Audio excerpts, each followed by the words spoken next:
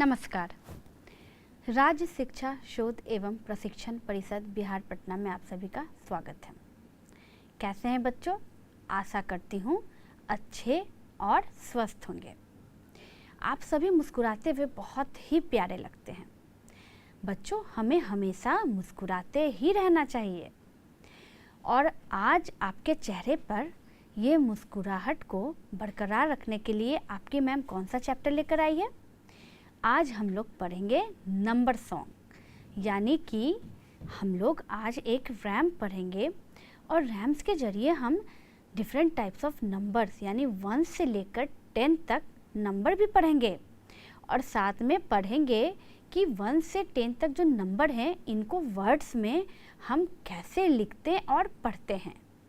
तो बच्चों, क्या आप एक्साइटेड हैं इस चैप्टर को स्टार्ट करने के लिए? तो आइए स्टार्ट करते हैं हमारा नंबर सॉन्ग।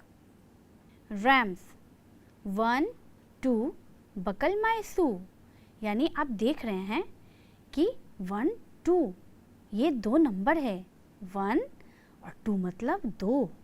बकल माई शू यानी कि ये लड़का क्या कर रहा है? ये अपने शू को बांध रहा है, बकल कर रहा है ना बच्चों? तो 1 2 बकल माई शू। आगे पढ़ते हैं। 3 4 नॉक एट द डोर, यानी 3 मतलब 3, 4 मतलब 4। नॉक एट द डोर, ये दरवाजे पे क्या कर रहा है लड़का? नॉक कर रहा है, यानी कि खटखटा रहा है ना? तो हमने क्या पढ़ा? 3 4 नॉक एट द डोर, यानी कि 3 4 बोलिए और दरवाजे को खटखटाइए। नॉक यानी खटखटाना। आगे पढ़ते हैं। 5 6 पिकअप स्टिक्स। 5 6 में आपको क्या करना है? 5 मतलब 5, 6 यानी 6। तो पिकअप स्टिक्स यानी कि जो भी छड़ियाँ हैं, स्टिक्स हैं, उनको उठाना है। आप देख रहे हैं ये लड़की हाथ में क्या ली हुई है? ये हाथ में स्टिक्स ली हुई है, यानी कि ये नीचे गिरे हुए छड़ियों को हाथ में उठा ली है। 5 6 पिकअप स्टिक्स। आगे देखते हैं। 7 8 ले देम स्ट्रेट। ये बच्चा क्या कर रहा है? ये बच्चा उन स्टिक्स को स्ट्रेट यानी सीधे लाइन में सजा रहा है, सीधे लाइन में रख रहा है। तो 7 यानी 7, 8 यानी 8। 7 8 ले देम स्ट्रेट, यानी जो छड़ियाँ आपने पिकअप किया था उसे स्ट्रेट सजा दें। अब देखते हैं 8 के आगे। 9 10 अ बिग फैट हेन, यानी कि 9 यानी 9, 10 यानी कि 10। अ बिग फैट हेन, आपको दिख रहा है बच्चों? बिग यानी बड़ा, फैट यानी मोटा, और हेन का मतलब तो आपको पता ही है, मुर्गी। तो एक मोटी सी बड़ी सी मुर्गी आपको दिख रही है ना? तो 9 10 अ बिग फैट हेन। तो बच्चों, आपने इस कविता को हिंदी में तो समझ लिया, तो क्यों ना इस रैम्स को हम एक साथ पढ़ें, गुनगुनाएं और यहाँ आए हुए नंबर्स को भी देखें। तो आइए इस रैम्स को एक साथ गुनगुनाते हैं। Sing and enjoy. 1 2 buckle my shoe, 3 4 knock at the door, 5 6 pick up sticks, 7 8 lay them straight, 9 10 a big fat hen, a big fat hen, a big fat hen, 1 2 buckle my shoe, 3 4 knock at the door, 5 6 pick up sticks, 7 8 lay them straight, 9 10 a big fat hen, a big fat hen, a big fat hen। तो बच्चों, आशा करती हूँ कि आपको ये rams मेरे साथ गुनगुनाने में मज़ा आया होगा, है ना बच्चों? आपने देखा मैंने इस रैम्स को कैसे पढ़ा, कैसे गाया। तो बच्चों, कोई भी रैम्स हो ना तो उसे गुनगुना कर ही गाना चाहिए, तब उसे पढ़ने में असली मज़ा आता है। तो मैंने आपको सिखाया ना कि इसे कैसे पढ़ना और गुनगुनाना है, तो अब से आप इस रैम्स को ऐसे ही पढ़िएगा, है ना? और इसका हिंदी मीनिंग भी मैंने आपको समझा दिया है। तो आशा करती हूँ कि ये रैम्स आपको समझ में आ गया होगा। जब इसे हम 2-3 बार पढ़ेंगे ना तो ये हमें अच्छी तरह से याद भी हो जाएगा। तो आज घर जाके अपने टेक्स्ट बुक को खोल करके इस रैम्स को मैंने जैसे सिखाया वैसे ही आपको गुनगुनाना है और अपने घर में सबको सुनाना है। सुनाएंगे ना? और नेक्स्ट क्लास में मैं भी सुनूंगी आपसे। तो बच्चों, ये रैम्स के बाद आइए आगे बढ़ते हैं, देखते हैं और क्या क्या है। अब आते हैं नंबर्स एंड वर्ड्स पे। तो आपने देखा कि इस रैम्स में कुछ नंबर्स आए हुए हैं, जैसे 1 से 10 तक नंबर। तो इनको वर्ड्स में कैसे लिखते हैं, आइए यहाँ हम देखते हैं। पहले है 1 यानी कि 1, तो उसे इंग्लिश में कैसे लिखते हैं? उसे वर्ड्स में इंग्लिश में ONE 1 लिखते हैं। उसके पास है 2 यानी कि 2, तो 2 को इंग्लिश में 2 कहते हैं। उसे कैसे लिखते हैं? TWO 2। फिर है 3 को हम क्या कहते हैं? 3 यानी कि 3, THREE 3 यानी कि 3। फिर आता है 3 के बाद क्या? 4 यानी कि 4। 4 को इंग्लिश में हम लिखते हैं FOUR 4। 4 के बाद नेक्स्ट आता है 5 यानी कि 5 को इंग्लिश में हम FIVE 5 लिखते हैं। उसके बाद है 6 यानी कि 6 को इंग्लिश में हम 6 यानी SIX 6 लिखते हैं। फिर आता है 6 के बाद 7 यानी कि 7, तो 7 को इंग्लिश में हम 7 यानी कि SEVEN 7 लिखते हैं। 7 के बाद आता है बारी 8 की। 8 यानी कि 8 को इंग्लिश में 8 हम कैसे लिखते हैं? EIGHT 8 के बाद बारी आता है 9 की। 9 यानी कि 9 को इंग्लिश में हम NINE 9 कहते हैं।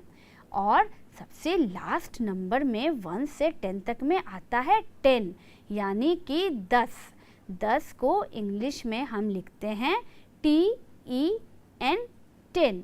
तो यहाँ 1 से लेकर 10 तक नंबर्स जो हैं वो वर्ड्स में लिखे गए हैं।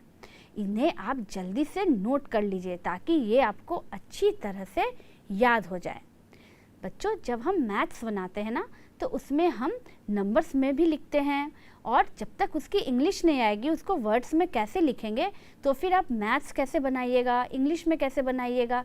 ये सब हमारे डेली लाइफ में यूज़ होने वाले वर्ड्स हैं, तो इनके स्पेलिंग्स आपको ज़रूर याद होने चाहिए। तो बच्चों, देखा आपने कि कैसे हमने इस रैम्स में 1 से लेकर 10 तक गिनती भी देखा, और उसे इंग्लिश में वर्ड्स में कैसे लिखते हैं ये भी हमने पढ़ा। इस रैम्स में आपने देखा कि 1 2 3 4 10 तक कैसे यूज़ हुआ, जैसे 1 2 बकल माइसू से ले करके 9 10 अ बिग फैट हेन तक हमने उसे नंबर के साथ पढ़ा। इस रैम को जब आप 2-3 बार पढ़ेंगे तो आपको अच्छे से याद हो जाएगी। तो बच्चों, ONE 1 तो हमने पढ़ लिया TEN 10 तक, तो क्यों ना आगे चलकर कुछ एक्सरसाइजेस भी बनाया जाए। तो आइए देखते हैं आगे क्या है। मैच द फॉलोइंग, यानी कि यहाँ पे कुछ चित्र दिए हुए हैं और कुछ स्टेटमेंट यानी कि सेंटेंस लिखे हुए हैं, तो उन सेंटेंस के सामने सही पिक्चर्स को पेस्ट करना है। तो यहाँ क्या लिखा हुआ है? यहाँ लिखा हुआ है बिग फैट हेन, यानी कि मोटा बड़ा मुर्गी। पिक अप स्टिक्स, यानी कि क्या करना है? छड़ियों को उठाना है। नॉक एट द डोर, यानी कि दरवाज़ा खटखटाना। बकल माई शू, यानी कि जूता को बांधना, यानी बकल करना। तो यहाँ जो भी स्टेटमेंट्स लिखे हुए हैं, और आप पिक्चर्स को ध्यान से देखिए, इन पिक्चर्स को इन स्टेटमेंट के सामने सही सही पेस्ट कीजिए। जल्दी से बताइए किसका मतलब क्या हुआ। तो आइए आंसर देखते हैं। बिग फैट हेन, तो बिग फैट हेन यानी कि बड़ी मोटी मुर्गी का जो पिक्चर था वो आ गया बिग फैट हेन के सामने। पिकअप स्टिक्स के सामने आ गया वो लड़की का पिक्चर जिसके हाथों में स्टिक्स था, जिन्होंने स्टिक्स को उठाया था। नॉक एट द डोर में आप देख रहे हैं कि एक बच्चा डोर पे नॉक कर रहा है, यानी दरवाज़ा खटखटा रहा है। और लास्ट था बकल माई शू। तो आप देख रहे हैं ये बच्चा कैसे अपने जूतों को बांध रहा है, कैसे लगा रहा है, यानी कि अपने शू को बकल कर रहा है। तो जो सही पिक्चर था वो आ गया अपने सही सेंटेंस के सामने। तो बच्चों, आशा करती हूँ कि आपको ये रैम्स हिंदी में और इंग्लिश में दोनों में अच्छी तरह से समझ में आ गया होगा। और जैसे मैंने आपको सिखाया था इस लेसन के स्टार्ट में, वैसे आपको याद है ना कि कैसे सिखाया था। तो जब मैं इस लेसन को एंड करूँगी तो एक बार फिर हम लोग मिलकर उसे दोहराएंगे। तब तक उससे पहले बनाते हैं कुछ exercises. Underline the odd one, यानी कि यहाँ जो ऑड वन है, जो मिलता हुआ नहीं है उस लाइन में, उसको क्या करना है, अंडरलाइन कर देना है। जैसे कि पहला है केक, ब्रेड, बिस्कुट, एप्पल। तो बच्चों यहाँ ध्यान से देखिए, केक है जो कि खाने की वस्तु है, ब्रेड है वो भी खाने की वस्तु है, बिस्किट खाने की ही वस्तु है, और एप्पल भी हम खाते हैं। तो जब ये चारों यहाँ खाने की वस्तु है तो आपके अनुसार यहाँ ऑड वन कौन सा होना चाहिए? जल्दी से देखिए, सोचिए और बताइए। ठीक उसी तरह से दूसरे लाइन में है 1, 2, नंबर 3, यानी 1, 2, नंबर 3। यहाँ पर कौन सा आपको ऐसा वर्ड लग रहा है जो कि इस लाइन में आपको सुटेबल नहीं लग रहा है, तो उसे जल्दी से अंडरलाइन कीजिए। थर्ड में क्या है, टोमेटो, पेंसिल, पोटैटो, कैबेज। तो यहाँ पे मुझे सब्जियों के कुछ नाम दिख रहे हैं, लेकिन एक ऐसा वर्ड भी है, एक ऐसा चीज़ भी है जो कि इन चीज़ों से हटकर है, जिसे हम यहाँ ऑड वन कहेंगे। तो जल्दी से उसे चुनिए और अंडरलाइन कीजिए। चौथा है ऑरेंज, बोर्ड, चॉक, डस्टर, यानी कि यहाँ क्लासरूम में यूज़ होने वाले सारे चीज़ हैं। तो यहाँ कौन सा यूज़ नहीं होता है क्लासरूम में, जल्दी से बताइए और अंडरलाइन कीजिए। और लास्ट वन है सारे बॉडी के पार्ट्स नज़र आ रहे हैं मुझे, यानी कि आई, नोज़, माउथ और ये है क्लोथ्स। तो यहाँ कौन सा ऐसा वर्ड है जो ऑड वन है, जो कि मिलता जुलता नहीं है, तो उसे जल्दी से चुनिए और अंडरलाइन कीजिए। है ना बिल्कुल आसान सा। तो चलिए जल्दी से इसे बनाइए और मुझे आंसर बताइए। आइए आंसर को हम मिलाते हैं।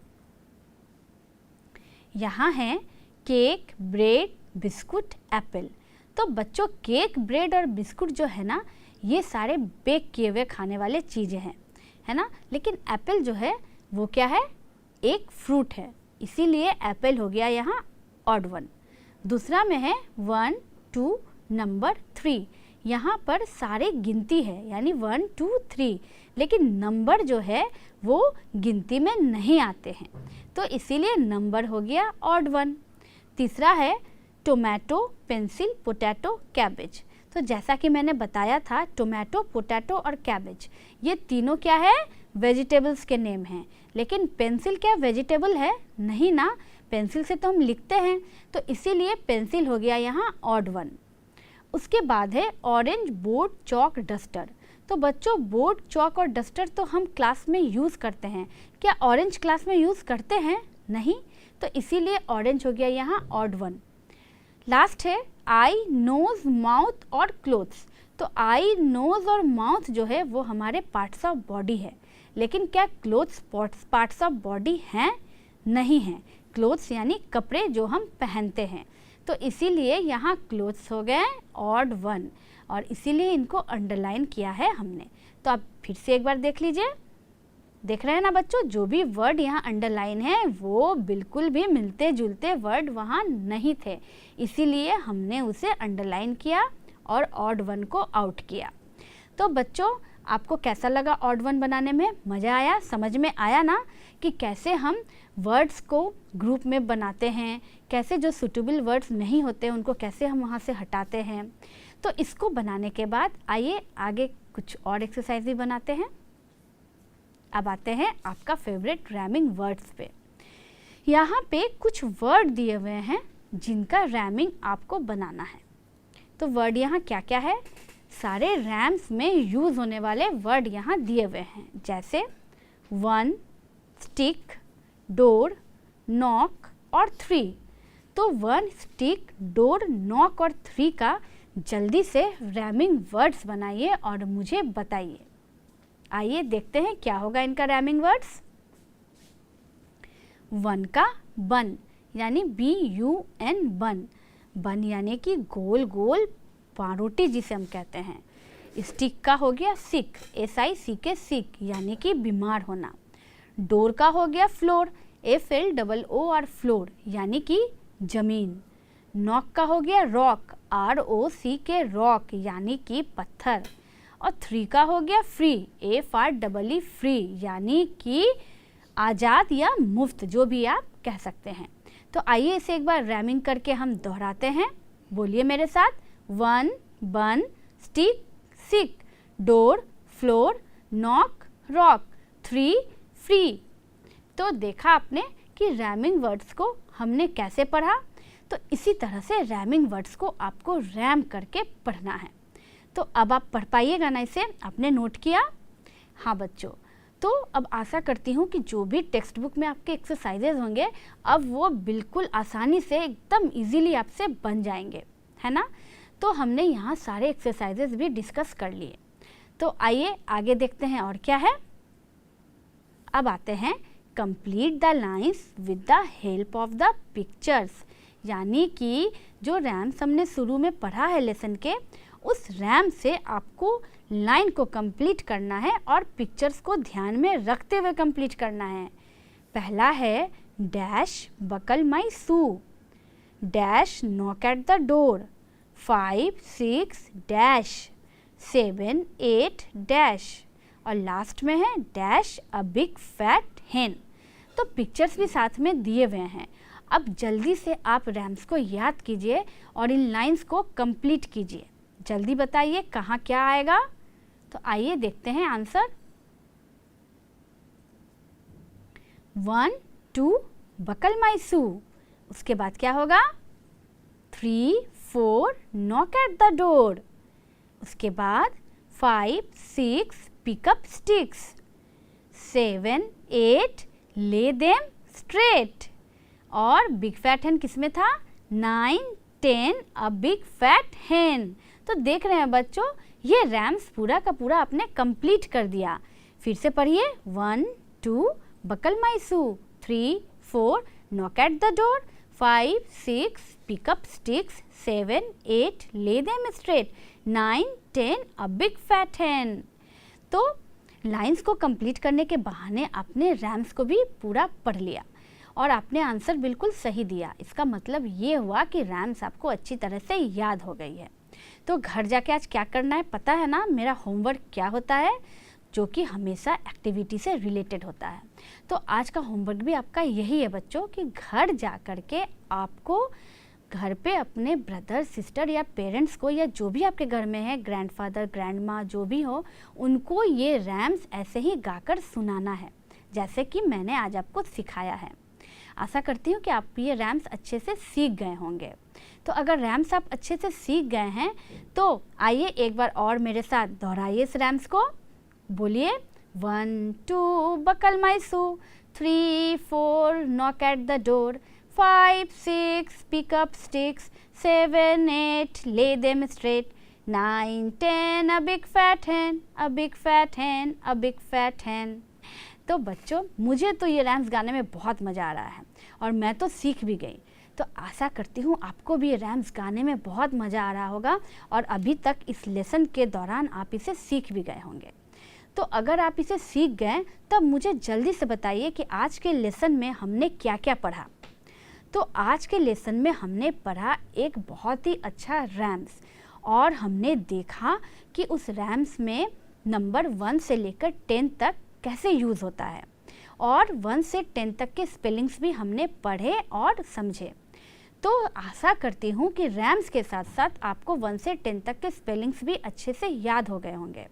तो अगर याद हो गया तो अब आते हैं हम एक एक्टिविटी पर, और इस एक्टिविटी के द्वारा आपको बताना है कि उस नंबर को वर्ड में हम कैसे लिखेंगे और उसका क्या स्पेलिंग होगा। तो आइए चलते करते हैं इस एक्टिविटी को और आते हैं हमारे वर्ड गेम पे। तो इसे आप ध्यान से देखिए, ये एक वर्ड गेम के साथ साथ माइंड गेम भी है। इसमें कुछ रो एंड कॉलम्स बने हुए हैं और उसमें कुछ लेटर्स लिखे हुए हैं। जैसे पहला में लिखा हुआ है बी, फिर ओ है, फिर वाई है, फिर ई है, डबल एल है, ओ डब्ल्यू है, फिर 2 नंबर पे एफ लिखा हुआ है, ओ के नीचे एक्स लिखा हुआ है, एल के नीचे भी कुछ लेटर्स लिखे हुए हैं, 5 नंबर पे एच लिखा हुआ है, ए लिखा हुआ है, 6 नंबर पे टी एल ई लिखा हुआ है, 7 नंबर पर आर ई डी लिखा हुआ है। तो मुझे तो समझ में नहीं आ रहा है कि आखिर करना क्या है, तो मैं आपको बताती हूँ। इसमें क्या करना है कि कुछ वर्ड्स बन रहे हैं यहाँ पर, तो उन वर्ड्स को इस बॉक्स में से चुन करके आपको अलग अलग करके उन वर्ड्स का लिस्ट बनाना है। तो मुझे तो समझ में नहीं आ रहा है कि यहाँ कौन कौन से वर्ड बनेंगे। क्या आपको पता चल रहा है? तो देखते हैं इस गेम में कौन जीतता है, आप जीतते हैं या हम जीतते हैं। तो आइए बनाते हैं जल्दी से वर्ड्स। देखते हैं, मैंने तो यहाँ कुछ वर्ड्स बनाए हैं, अब देखते हैं आपके आंसर्स क्या हैं। तो बनते हैं यहाँ 1 नंबर पे बॉय यानी कि लड़का, BOY। दूसरा नंबर पे बना था फॉक्स यानी FOX फॉक्स, लोमड़ी। तीसरे नंबर पर था Y से येलो यानी कि पीला रंग, YELLOW। चौथे नंबर पर था लिटिल यानी कि छोटा, LITTLE लिटिल। 5वें नंबर पे था हैट यानी कि टोपी, HAT हैट। छठे नंबर पर था टॉय यानी खिलौना, TOY टॉय। और 7वें नंबर पे बना था हमारा वर्ड रेड यानी RED रेड यानी लाल। तो बच्चों, इस वर्ड गेम में तो आप जीत गए, आप हुए विनर, क्योंकि आपके आंसर जो थे ना वो बिल्कुल सही थे। तो अब वर्ड गेम तो आप जीत गए। अब यहाँ एक और एक्टिविटी करेंगे और देखते हैं इस गेम में हम जीतते हैं कि आप जीतते हैं। तो आप रेडी हैं इस एक्टिविटी को करने के लिए? तो आइए देखते हैं एक एक्टिविटी। मेरे हाथ में है एक छोटा सा वाइट कलर का हार्ड बोर्ड, ठीक है। तो इसमें मेरे पास है इन्वेलप्स। आप देख रहे हैं बच्चों, इसमें मेरे पास कुछ इन्वेलप्स है, कुछ बॉक्स है और कुछ फ्लावर्स भी बने हुए हैं। तो हम अब इसे ओपन करेंगे और आपको बताना है कि ओपन करने के बाद इसके अंदर क्या लिखा होगा। जैसे कि पहला इन्वेलप जो है उस पर लिखा हुआ है नंबर 1। तो अब जल्दी से नंबर 1 का स्पेलिंग याद कीजिए कि इंग्लिश में वर्ड में उसे कैसे लिखेंगे, और जल्दी से मुझे बताइए नंबर 1 का स्पेलिंग। तब मैं इस इन्वेलप को ओपन करूंगी और देखूंगी कि आपका आंसर सही है या गलत। तो बताइए नंबर 1 को इंग्लिश में कैसे लिखेंगे? ONE1। तो आइए इसे ओपन करते हैं। तो इसमें क्या लिखा हुआ है बच्चों? इसमें लिखा हुआ है ONE1 यानी आपका आंसर सही है। अब ओपन करने की बारी है दूसरा इन्वेलप। तो दूसरे इन्वेलप पे लिखा हुआ है 2 नंबर यानी कि 2 नंबर। तो जल्दी से इस इन्वेलप को ओपन करने से पहले बताइए मुझे 2 का स्पेलिंग। TWO2। तो यहाँ हम ओपन करते हैं हमारा दूसरा इन्वेलप। तो इसमें क्या लिखा हुआ है? आपका आंसर सही है, TWO2 यानी कि आपका आंसर बिल्कुल करेक्ट है। अब आता है बारी तीसरे इन्वेलप का। तो तीसरे इन्वेलप यानी कि तीसरा नंबर, नंबर 3। तो बच्चों 3 को इंग्लिश में हम कैसे लिखते हैं? जल्दी बताइए और ओपन करते हैं हम अपना तीसरा इन्वेलप। इसमें क्या लिखा हुआ है? पढ़िए, THREE 3 यानी कि 3 का स्पेलिंग क्या हो गया? THREE 3। अब बचता है हमारे पास चौथा इन्वेलप। तो चौथे इन्वेलप पर लिखा हुआ है नंबर 4। तो 4 को इंग्लिश में हम कैसे लिखेंगे बताइए मुझे, तब मैं उठाऊंगी इन्वेलप को, खोलूंगी मैं। बताइए, आपका आंसर बिल्कुल सही है और ये खुला हमारा चौथा इन्वेलप यानी कि FOUR4। तो इन्वेलप्स के आंसर तो आपके बिल्कुल सही थे। अब ओपन करने की बारी है बॉक्सेस को। तो अब देखते हैं बॉक्स के अंदर जो स्पेलिंग है वो आपसे मिलता है कि नहीं, ठीक है। तो ये आया मेरा 4 इन्वेलप के बाद 5th नंबर का बॉक्स, यानी जिसमें लिखा हुआ है नंबर 5। तो नंबर 5 को हम इंग्लिश में वर्ड में कैसे लिखेंगे, इसका आंसर मुझे जल्दी से बताइए। FIVE 5। तो देखते हैं कि आपका आंसर इस बॉक्स के अंदर जो आंसर है उससे मिलता है कि नहीं, यानी कि आपका आंसर करेक्ट है या नहीं। तो आइए उठाते हैं नंबर 5 बॉक्स को। क्या आपका आंसर सही है? FIVE 5, आपका आंसर बिल्कुल सही है। अब आते हैं नेक्स्ट बॉक्स पे जिस पे लिखा हुआ है नंबर 6। तो जल्दी से मुझे 6 का स्पेलिंग बताइए। SIX। तो देखते हैं आप कहाँ तक सही है। ये उठाया मैंने 6 नंबर का बॉक्स। तो बच्चों इस पे क्या लिखा हुआ है देखिए, SIX 6। तो आप तो बिल्कुल सही जवाब दे रहे हैं। अब देखते हैं लास्ट बॉक्स को कि लास्ट बॉक्स पे लिखा हुआ है नंबर 7। तो 7 का स्पेलिंग बताइए मुझे जल्दी से। SEVEN 7। और इसे ओपन करते हैं और देखते हैं इस पे क्या लिखा हुआ है। क्या लिखा हुआ है इसमें? SEVEN 7, यानी आपने 7 का भी स्पेलिंग बिल्कुल करेक्ट दिया। तो इन्वेलप्स के और बॉक्सेस के आंसर तो आपने बिल्कुल सही दिए। अब देखते हैं फ्लावर के अंदर क्या है। फूल के अंदर जो आंसर छुपा हुआ है वो सही बताते हैं आप कि नहीं। तो 7 के बाद आता है किसकी बारी? नंबर 8 की बारी। तो 8 का स्पेलिंग मुझे जल्दी बताइए ताकि मैं इस फ्लावर को ओपन कर सकूं। 8 का स्पेलिंग क्या होता है बच्चों? EIGHT 8। तो देखते हैं कि आपका स्पेलिंग इससे मिलता है या नहीं। तो ये रहा 8 नंबर का फ्लावर और इसे मैं करती हूँ ओपन। ये तो बिल्कुल सही आंसर है, EIGHT 8। वाह बच्चों, आप तो बिल्कुल सही जवाब दे रहे हैं। 8 के बाद आते हैं 9 में। तो बताइए मुझे 9 का स्पेलिंग। NINE 9। मिलाते हैं नंबर 9 को, देखते हैं फ्लावर के अंदर 9 कैसे लिखा हुआ है। NINE 9, यानी कि बिल्कुल सही लिखा हुआ है। अब लास्ट यानी 1 से लेकर 10 तक में कौन सा नंबर लास्ट होता है? 10 लास्ट होता है। 10 को यानी हम हिंदी में क्या कहते हैं? 10। तो जल्दी से बताइए 10 को इंग्लिश में हम वर्ड्स में कैसे लिखेंगे, क्या होगा उसका स्पेलिंग? आइए और ओपन करते हैं हमारे लास्ट फ्लावर को। जल्दी से आंसर दीजिए। TEN 10। तो देखते हैं लास्ट फ्लावर का स्पेलिंग क्या है। TEN 10, यानी कि आपका स्पेलिंग बिल्कुल सही है।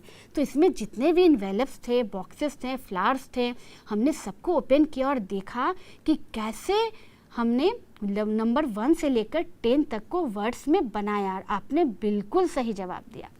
तो इससे मैं आशा करती हूँ कि आपको इंग्लिश में 1 to 10 लिखना भी आ गया ना बच्चों। तो ठीक है, तो नेक्स्ट क्लास में फिर हम लोग साथ में रहेंगे और एक इंटरेस्टिंग लेसन को डिस्कस करेंगे यूँ हैं। तब तक बच्चों take care and good bye. Have a nice day. Thank you.